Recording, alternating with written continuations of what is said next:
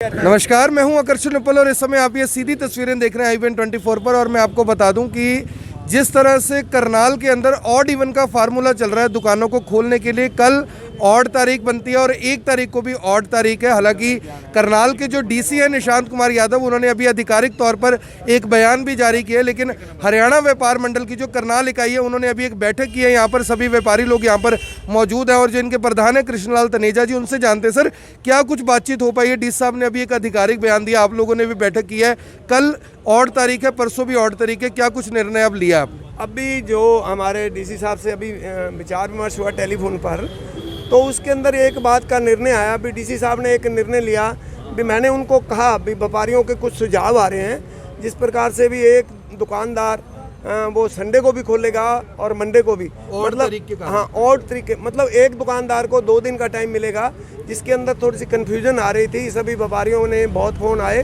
तो डीसी साहब ने इस बात को बिल्कुल मद्देनज़र रखते हुए उन्होंने कहा भाई जिस प्रकार से कल 31 तारीख तक है, 31 तारीख तक तो ओडी बनी ही चलेगा और जो भी डिसीजन लेंगे 1 तारीख का, वो कल शाम तक डिसीजन लेकर हम सब से व्यापारियों से राय लेकर जो डिसीजन आएगा ओडी वन को 1 तारीख से तब लागू किया जाएगा। यानी कि अब जो दुकानें हैं वो ऑड इवन जिस तरह से चल रहा था वैसे ही चलेगा? हाँ जी, ओडी वन जिस प्रकार से चल रहा है वैसे ही चलेगा। सर एक सवाल और भी है, कुछ दुकानदार हैं लगातार आपके भी संपर्क में रहते हैं, हमारे भी संपर्क में रहते हैं। अब दुकानें क्योंकि 15 दिन खुलती हैं, एम्प्लॉयज़ को 15 दिन की तनख्वाह देते हैं तो एम्प्लॉयज़ काम नहीं करता, बिजली का बिल महीने का पूरा आएगा, किराएदार और मालिक मकान में विवाद है कि हम 15 दिन दुकान खोलते हैं, महीने का हमसे किराया लिया जा रहा है। व्यापारियों के हक में आप हमेशा से आवाज़ उठाते रहे, क्या कुछ उन यानी जो दुकानों के मालिक हैं उनसे कहना चाहोगे, किस तरह से दुकानदार जो किराए के रूप में बैठे हुए हैं उनको काफ़ी नुकसान हो रहा है, उसके लिए क्या कुछ कहना चाहेंगे? हम जो व्यापारी भाई हैं जो इस टाइम तो 2-3 महीने से जो नुकसान में 15 दिन दुकान, पहले तो 1.5 महीना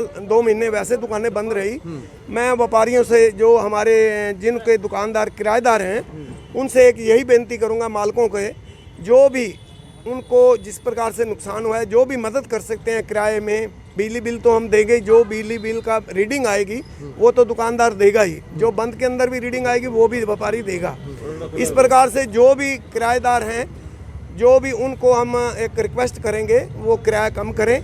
और वर्करों को भी खर्चे पड़ रहे हैं दुकानदारों के ऊपर और एक्स्ट्रा बहुत खर्चे होते हैं। इस प्रकार से हमारी नम्र निवेदन होगी, जो दुकानदार के मालिक हैं वो अपना किराया कम करें या उसको 2 महीने 3 महीने का जो है उसको किराया ना ले। और सर दुकानदारों की भी बार बार शिकायतें आ रही है कि जो लोग छोटी मोटी नौकरी करते हैं उन लोगों को यानी कि तनख्वाह पूरी नहीं दे रहे, कुछ लोगों को की पिछली तनख्वाह रुकी है वो नहीं दे रहे, उसको लेकर क्या कुछ कहना चाहेंगे?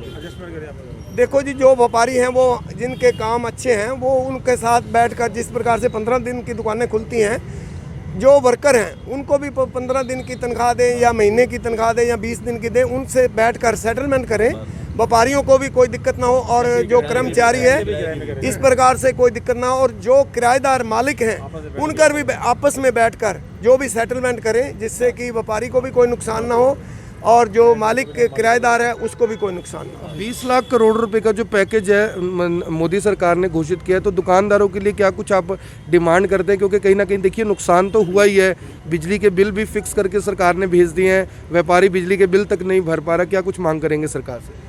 हमारी सरकार से ये मांग है, जो व्यापारियों को बहुत भारी नुकसान हुआ है बिजनेस में भी, जैसे दिल्ली का जो माल आता था, होलसेल व्यापारी, रिटेलर व्यापारी, सभी व्यापारियों को बहुत भारी नुकसान हुआ है।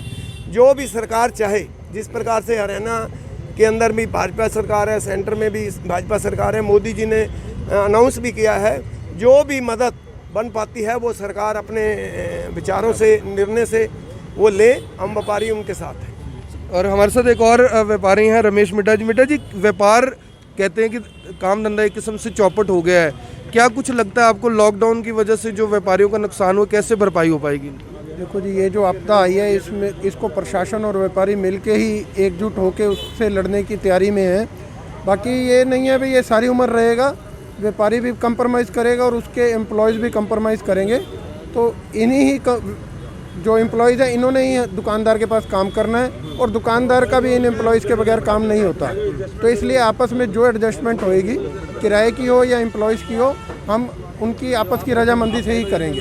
कोई इसमें लड़ाई का काम नहीं है। परसों से लॉकडाउन का 5वां चरण शुरू हो रहा है, क्या कुछ उम्मीद कर रहे हैं व्यापारी की, क्या कुछ रिलैक्सेशन मिल सकती है या कुछ और सख्ती की संभावना लग रही है, क्या कुछ लग रहा है आपको? अब कल 31 तारीख को प्रशासन ने कहा है भाई शाम को वो मीटिंग रखेंगे व्यापारियों के साथ, तो जैसे उनको आदेश आएगा वो हमें आदेश करेंगे, तो व्यापारी प्रशासन के साथ है, कल देखेंगे जैसा भी आदेश आएगा। तो जिस तरह से जो कन्फ्यूज़न थी वो कन्फ्यूज़न फिलहाल ये कहकर दूर की गई है कि अभी ऑड इवन का जो फार्मूला है वही चलेगा।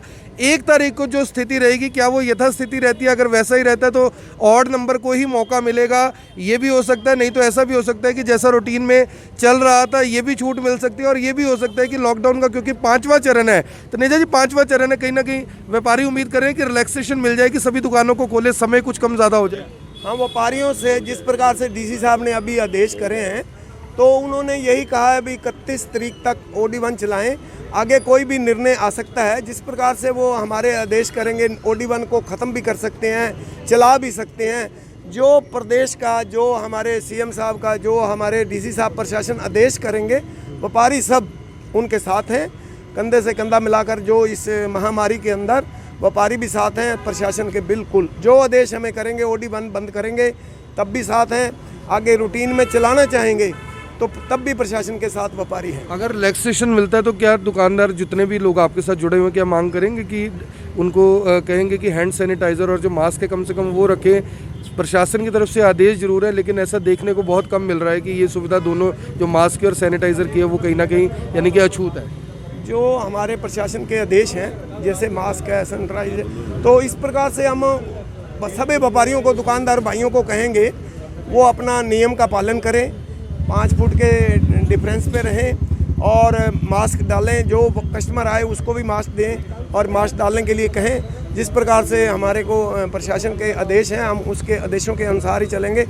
और जो आदेश अभी कल डीसी साहब फाइनल करेंगे, क्या पता OD1 को ख़त्म भी किया जा सकता है और OD1 को चालू भी किया जा सकता है। ये आदेश निर्देश डीसी साहब के ही होंगे। तो व्यापारी कहीं ना कहीं साथ हैं इसके, और ये पूरे के पूरे जो व्यापारी हैं, मैं आपको बता दूं कि यहीं पर अक्सर बैठक होती है, यहीं पर निर्णय लिए जाते हैं कि किस तरह से आगे की जो गतिविधियां हैं व्यापारियों की चलेगी। आप सभी लोगों से अपील है कि जो भी लोग इस खबर को देख रहे हैं, इस खबर को साथ के साथ शेयर ज़रूर कर दें। सीधी तस्वीरें करनाल के कुंजपुरा रोड से आप देख रहे हैं किस तरह से हरियाणा व्यापार मंडल की जो करनाल इकाई है उसकी बैठक हुई थी। सभी व्यापारियों ने मिलजुल कर ये फैसला लिया है कि जो प्रशासन की तरफ से निर्णय होगा वो कहीं ना कहीं वो मानेंगे। जो समय दिया जाएगा, जो 5वां चरण होगा लॉकडाउन का, उसको भी वैसे ही माना जाएगा। आप सभी लोगों से अपील रहेगी कि इस खबर को ज़्यादा से ज़्यादा शेयर जरूर करें। आप देख रहे हैं i24, मैं हूं आकर्षण उपल अपने सहयोगी लक्ष्य वर्मा के साथ, करनाल के कुंजपुरा रोड से आप सभी के साथ लाइव। धन्यवाद।